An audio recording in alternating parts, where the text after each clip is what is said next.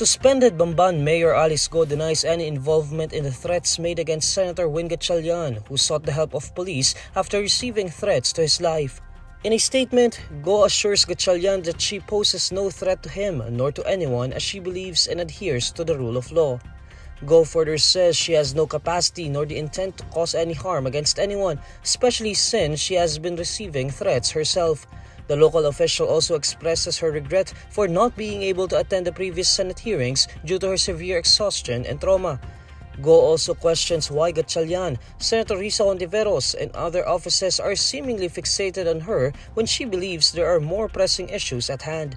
She urges the public to focus on facts and not what she calls mere opinions and character assassination.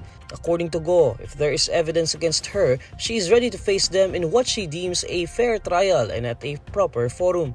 Gatchalian earlier reported to police that he received threats to his life, supposedly for his active participation in the Senate probe into illegal Philippine offshore gaming operators. Gatchalian cited a video circulating online that said Go allegedly paid her men 10 million pesos to silence him and Hontiveros.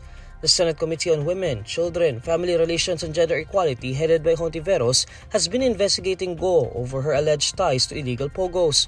Go is now ordered arrested by the Senate for her repeated failure to attend the hearings. Go has repeatedly denied the allegations against her.